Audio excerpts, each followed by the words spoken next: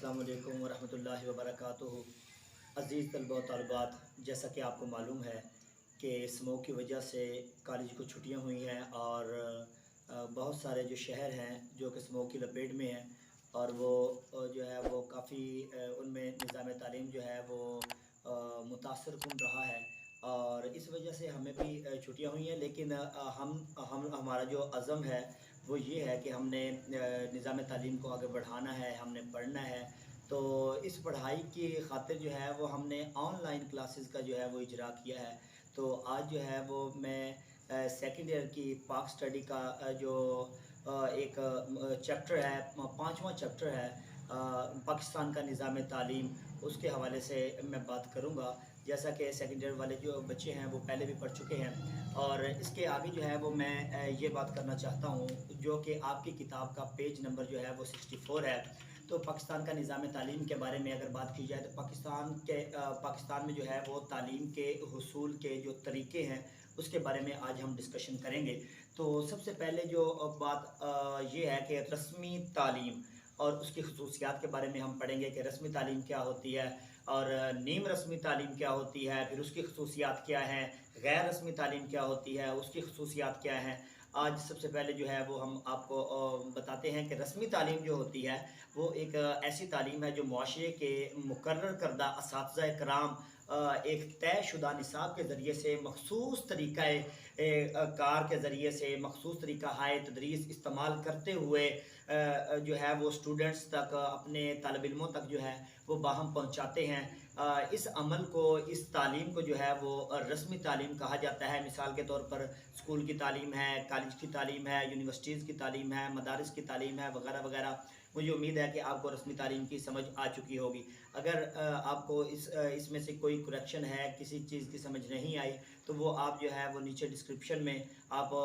Comment कर सकते हैं। इंशाल्लाह नेक्स्ट लेक्चर में जो है वो हम आपकी जो भी डाउट वगैरह हैं वो सारे इंशाल्लाह हम ख़त्म करने की कोशिश करेंगे। अच्छा, आगे आ जाता है नीम रस्मी तालीम। नीम रस्मी तालीम जो है वो एक ऐसी तालीम को कहा जाता है जो कि बाकायदा तालीमी अदारों में नहीं हासिल की जाती, बल्कि बाकायदा तालीमी अदारों की बजाय ज़राए अबलाग और फासलाती तरीक़ाकार के तहत लोगों के तालीम व तरबियत का उसमें एहतमाम किया जाता है। और उसमें आप कह सकते हैं कि इलेक्ट्रॉनिक मीडिया है, प्रिंट मीडिया है, सोशल मीडिया है, ज़राए अबलाग हैं, वगैरह वगैरह, ये सारी की सारी नीम रस्मी तालीमें हैं। इसको आप साथ साथ नोट करते जाएं। आगे आ जाता है गैर रस्मी तालीम। जो गैर रस्मी तालीम होती है उससे मुराद एक ऐसी तालीम है जो कि लोग बाकायदा तौर पर किसी मखसूस या तालीमी अदारे से हासिल नहीं करते, बल्कि ये तालीम अफराद अपने वालिदैन, अपने माहौल, मुआशरे और अपने हमजोलियों से सीखते हैं। मिसाल के तौर पर इंसान का आला इखलाक होना, आला किरदार होना, ये सारा का सारा जो है वो गैर रस्मी तालीम के ज़ुमरे में आ जाता है। आगे हम जो है वो इसके बारे में जो है वो खसूसियात पढ़ते हैं, रस्मी तालीम की खसूसियात के बारे में, कि रस्मी तालीम जो है वो बाकायदा तालीमी अदारों के ज़रिए दी जाती है। इन तालीमी अदारों में स्कूल, कॉलेज और यूनिवर्सिटियाँ, जैसा कि मैंने पहले भी बताया है कि वो शामिल हैं। और इसके अलावा जो है वो तालीमी अदारे तलबा की इस्तेदाद, काबिलियत और ज़हनी सतह को मद्देनज़र रख कर जो है वो असातिज़ा की निगरानी में तालीम व तरबियत का जो अहतमाम किया जाता है वो भी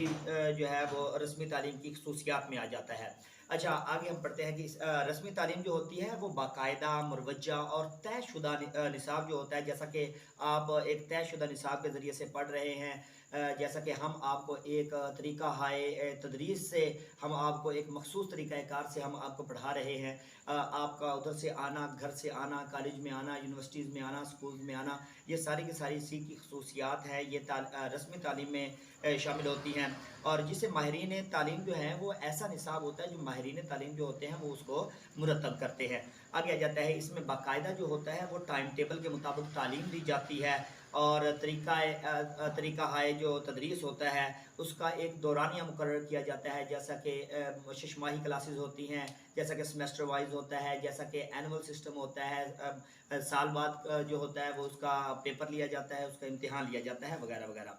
आगे आ जाता है जी, निसाबी तालीम के साथ साथ हम निसाबी सरगर्मियों के ज़रिए तलबा तलबात के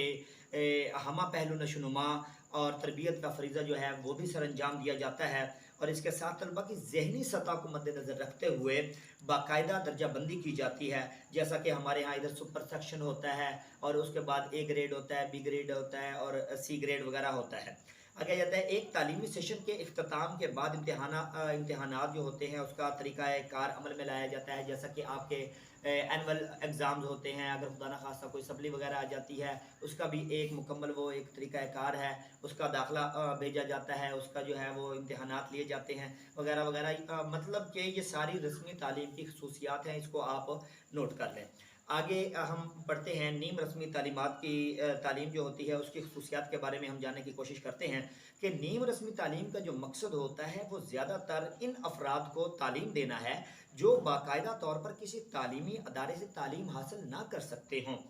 نیم رسمی تعلیم جو ہوتی ہے اس میں مثال کے طور پہ الیکٹرانک میڈیا میں آ جاتا ہے، پرنٹ میڈیا آ جاتا ہے۔ نیم رسمی تعلیم کی اگر ہم بات کریں تو نیم رسمی تعلیمی نصاب کے ذریعے تعلیم دی جاتی ہے مگر باقاعدہ تعلیمی ادارے اور ٹائم ٹیبل کی پابندی نہیں کی جاتی۔ اس تعلیم میں پرنٹ میڈیا اور الیکٹرانک میڈیا سے بھی استفادہ حاصل کیا جا سکتا ہے۔ اس تعلیم میں باقاعدہ استاد جو ہوتے ہیں وہ متعین نہیں ہوتے، فاصلاتی طریقہ تعلیم امتحانات اور نتائج کا اہتمام بھی کیا جاتا ہے۔ مثال کے طور پہ جیسا کہ علامہ اقبال اوپن یونیورسٹی ہے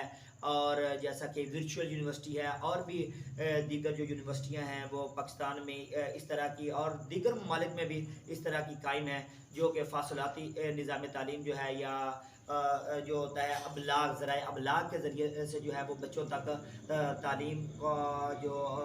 عمل ہوتا ہے اس کو باہم پہنچاتی ہے۔ اچھا آگے بات کریں، اس طریقہ میں ساری ذمہ داری جو ہوتی ہے وہ صرف اور صرف طالب علم کے اوپر ہی ہوتی ہے کہ وہ کس طرح جو ہے وہ اپنے علم میں زیادہ سے زیادہ اضافہ کرتا ہے۔ اس میں اساتذہ کرام کا جو ہے وہ رول کم ہوتا ہے، بلکہ تعلیم حاصل کرنے کے لیے جو بچے ہوتے ہیں، اسٹوڈنٹس ہوتے ہیں، ان کا جو کردار ہوتا ہے وہ اس میں نمایاں آتا ہے۔ آگے آ جاتی ہے غیر رسمی تعلیم۔ غیر رسمی تعلیم کی اگر خصوصیات کو مد نظر رکھا جائے، اس کے بارے میں اگر ڈسکشن کی جائے تو وہ یہ ہے کہ غیر رسمی تعلیم باقاعدہ تعلیمی اداروں کے ذریعے سے حاصل نہیں کی جاتی، بلکہ جو ہے وہ غیر رسمی تعلیم کے حصول کی کوئی مخصوص مدت بھی نہیں ہوتی، بلکہ یہ ساری زندگی جاری رہتا ہے۔ کیونکہ یہ ایک ایسی تعلیم ہے جو کہ افراد اپنے والدین سے سینہ بسینہ ایسا علم جو کہ منتقل ہوتا ہے وہ بھی غیر رسمی تعلیم کے زمرے میں آ جاتا ہے۔ موروثی جس کو تعلیم آپ کہہ سکتے ہیں کہ ایک والد جو ہوتا ہے اس نے اپنے بیٹے کو کوئی بھی ایک بات بتائی، کوئی ایک کہانی سنائی، کوئی ایک قصہ سنایا، اس نے آگے اپنے بیٹے کو سنایا، اس نے اپنے بیٹے کو سنایا، اس نے اپنے بیٹے کو سنایا۔ اس طرح یہ سینہ بسینہ جو ہے یہ بھی ایک تعلیم کا سلسلہ جو ہے وہ سینہ بسینہ چلتا رہتا ہے، یہ بھی غیر رسمی تعلیم کے زمرے میں آتا ہے۔ اور دوسرا جو ہوتا ہے وہ ماحول ہمیں بہت ساری جو چیزیں ہیں وہ سکھاتا ہے، جیسا کہ مثال کے طور پر اگر ایک چھوٹا سا بچہ ہے وہ بہت ساری باتیں جو ہے وہ ماحول سے سیکھتا ہے۔ تہذیب و ثقافت ایک معاشرے کی ہوتی ہے، تو وہ بھی جو ہے وہ لوگوں کو جو کچھ سکھاتی ہے، جو تعلیم دیتی ہے وہ بھی غیر رسمی تعلیم کے زمرے میں آتا ہے۔ معاشرہ جو کچھ انسان کو سکھاتا ہے وہ بھی تعلیم کے زمرے میں آتا ہے، جیسا کہ اس نے کہا تھا، ارسطو نے کہا تھا کہ مین از اے سوشل اینیمل، کے جو انسان ہے وہ ایک معاشرتی حیوان ہے۔